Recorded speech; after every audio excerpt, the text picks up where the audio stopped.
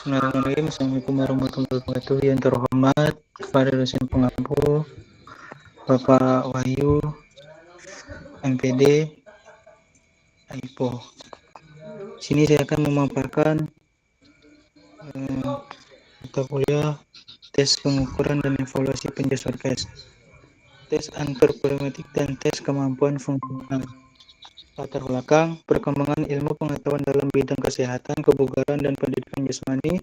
Menurut adanya alat ukur yang objektif untuk menilai kondisi tubuh manusia, dua instrumen utama yang banyak digunakan adalah tes antropometrik dan tes kemampuan fungsional.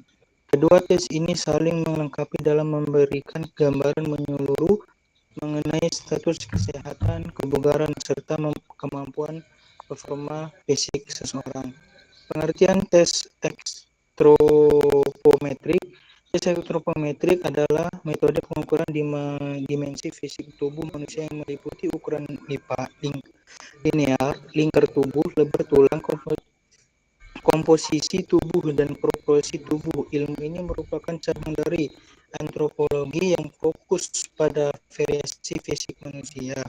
Tujuan tes antropometrik mengetahui status pertumbuhan dan perkembangan fisik, menilai status gizi individu, mengidentifikasi risiko kesehatan seperti obesitas, stunting, sarkopenia, dan malnutrisi. Menentukan kebutuhan intervensi olahraga atau kesehatan menjadi dasar perencanaan program latihan atlet digunakan dalam seleksi dan identifikasi bakat olahraga, talent identification.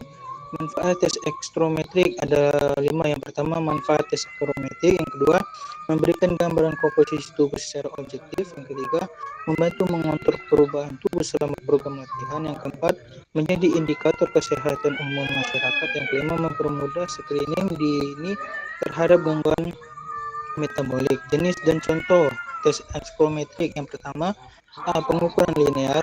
B. Pengukuran berat dan komposisi tubuh. C. Lingkar tubuh. D.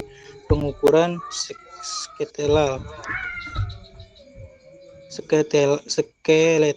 Prosedur pelaksanaan tes ekstrometrik ada 5. Yang pertama, menyiapkan alat ukur yang terstandarisasi. Yang kedua, melakukan kalibrasi alat sebelum digunakan. Yang ketiga, mengukur dengan posisi tubuh yang benar. Yang keempat, melakukan 2 hingga 3 kali pengukuran untuk memperoleh nilai rata-rata. Yang kelima, mencatat hasil secara sistematis. Tes kemampuan fungsional. Tes kemampuan fungsional adalah serangkaian tes untuk mengukur kemampuan tubuh dalam melakukan gerakan yang diperlukan untuk aktivitas sehari-hari atau aktivitas olahraga. Tes ini mencakup aspek mobilitas, stabilitas, kekuatan, daya tahan, fleksibilitas, dan koordinasi. Tujuan tes kemampuan fungsional ada 5. Yang pertama, 1. Menilai kualitas gerak dan kapasitas fisik seseorang. 2.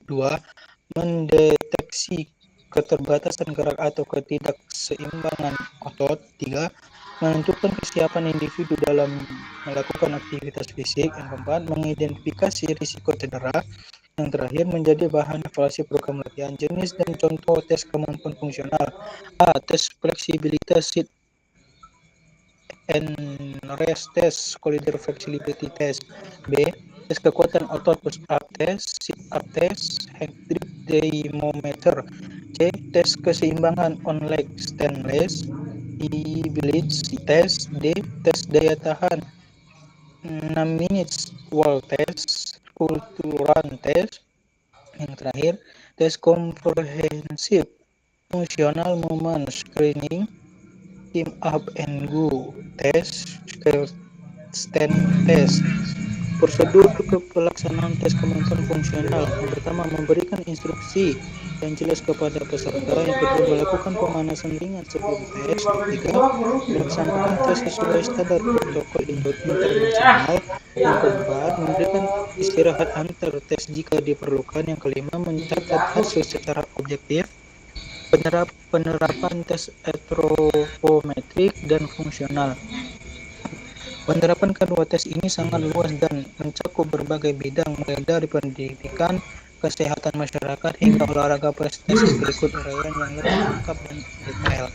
Penerapan dalam Pendidikan jasmani, tes akrobatik, dan fungsional memiliki peran penting dalam kegiatan pembelajaran pendidikan jasmani.